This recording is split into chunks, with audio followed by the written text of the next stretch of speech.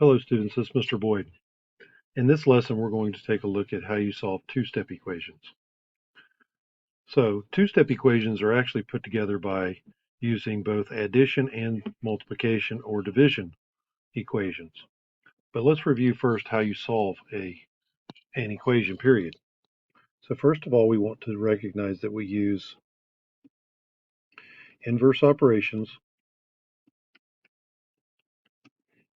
to isolate the variable.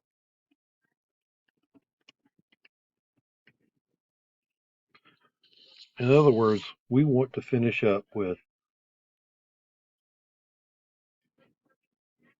x equals some number. And then we'll check that number to see if it's actually a solution by plugging it back into the equation. Okay? So just a reminder that inverse operations, the inverse of addition would be subtraction.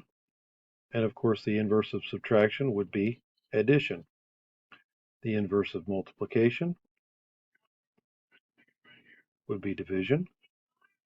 And the inverse of division would be multiplication. Okay?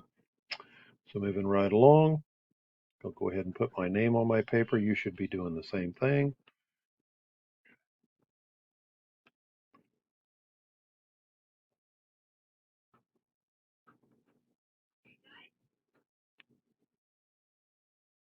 Okay, so here's how we solve a two-step equation. Notice a two-step equation is put together by combining both an addition or subtraction, this could be a subtraction as well, and a multiplication or division problem. Okay, so the first thing we would do is locate the variable again and ask ourselves what operations are being tied to the variable. Number two, we're going to undo subtraction or addition first. Then we're going to undo the multiplication or division. Then we'll check our solution. Okay, so let's move on to this first example. Notice in this first example, we have both multiplication and we have subtraction. Now we want to undo the subtraction first. So if we undo subtracting 2, first of all, let me draw my line. If we undo subtracting 2, then we would add 2 to both sides.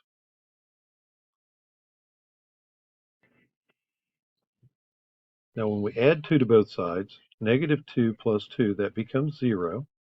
So I'm just left with my 9a on the left-hand side. Negative 65 plus 2. Let's see, if I owe 65 and I have 2, I now owe 63. Okay. And then next, so we've undone our subtraction. Now we want to undo our multiplication. And of course, the way we undo multiplication is we divide. So I'm going to divide both sides by 9. 9 divided by 9 is going to be 1a. Negative 63 divided by negative 9, divided by 9. A negative divided by a positive is going to give me a negative answer. 63 divided by 9 is going to be 7. And of course, 1 times a is just a. So a would be negative 7. Now let's check our answer real quick. So 9 times something minus 2 is going to equal negative 65. Or it should. So let's plug in our solution, or what we think is our solution, and check it. So 9 times negative 7 is negative 63 minus 2 equals negative 65. And negative 63 minus 2, well, we hate subtraction, so we're going to change it to adding the opposite. So a negative 63 plus a negative 2 is a negative 65. Since we see that both sides are in fact equal, negative 7 is our solution. Okay. Moving on to number 2. Let's go ahead and draw our line at the equal sign. Now, what two operations do we see in this problem? Okay, I notice that we have multiplication and we have addition. So if I'm going to do the inverse, that would mean that I need to divide and subtract. But I'm going to always start with my addition and subtraction first. So I've got a plus 7, so I'm going to subtract 7 from both sides.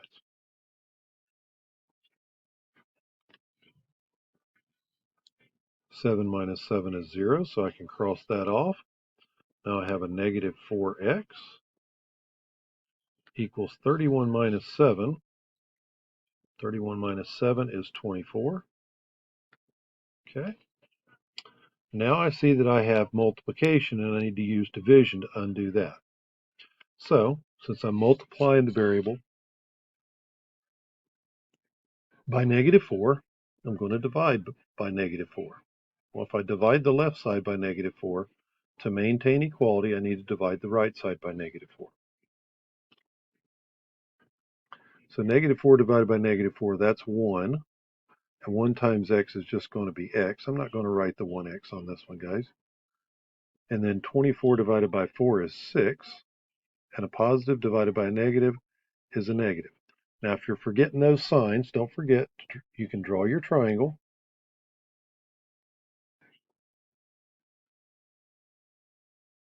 And use it to help you remember your signs on your multiplication and division facts. So a negative times a negative would be a positive. A negative divided by a negative is a positive. When you cover up 2 corners, the other corner is the sign of the answer. Okay, so let's move on to the next problem, guys. Problem number 3. Go ahead and draw my line at the equal sign. Okay. Again, remember our goal is to isolate the k. In this problem, I notice that I have a subtraction of 11. Let me write that over to the left a little further. I notice that I've got minus 11 and we're dividing by 3. Okay? So if I'm going to do inverse operations, then I'm going to add 11, and then I'm going to multiply by 3. Okay, so here's our plan. All right, so let's go over here and do this now. So I've got a minus 11. My inverse would be to add 11 to both sides.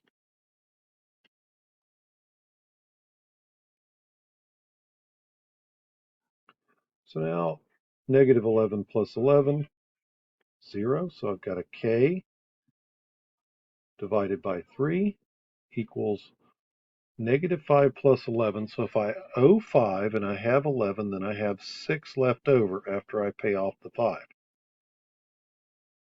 Clean up that 3 just a little bit. Okay. So now I'm working with k divided by 3 equals 6. So the inverse of dividing by 3 would be to multiply by 3. So I'm going to multiply the left side by 3. But that means I also have to multiply the right side by 3 to maintain equality. Now 3 times k divided by 3 is going to be 1. So that's going to just leave me with k.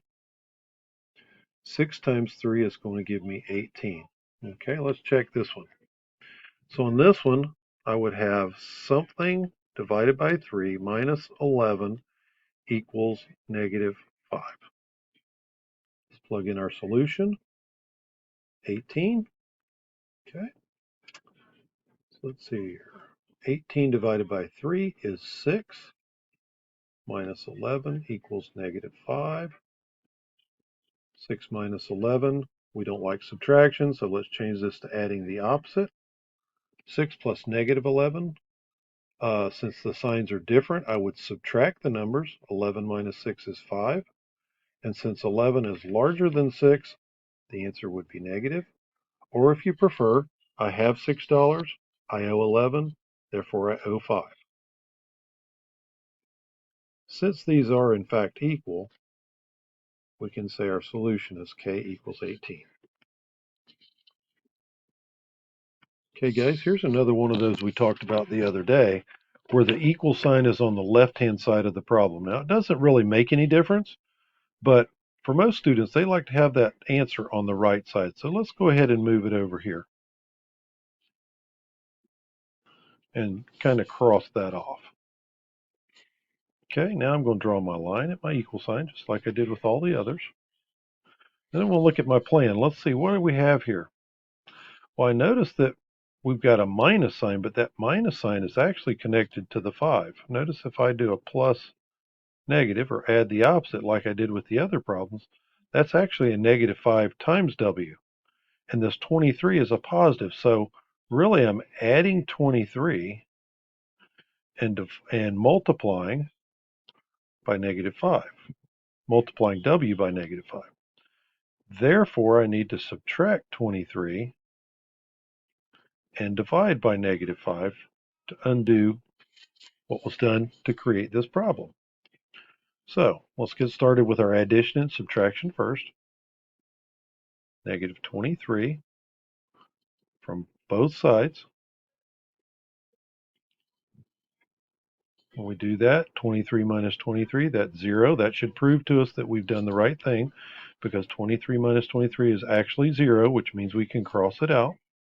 We're going to bring down our negative 5W. 8 minus 23 is going to give me a negative 15. Okay. Now I notice I've got a multiplication. W is being multiplied by negative 5. To undo that, I'm going to divide by negative 5.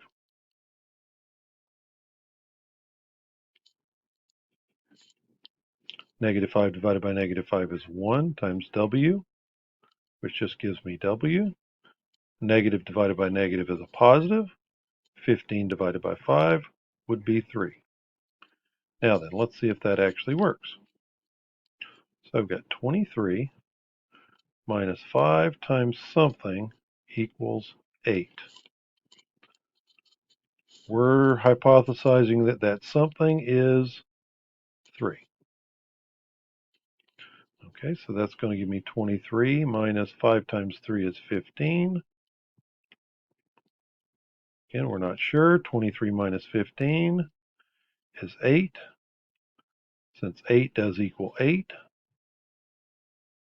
our solution is W equals 3. Okay, guys? So I'm going to leave these last few for you to do with the video. And hope this was helpful to you guys. Have a good night.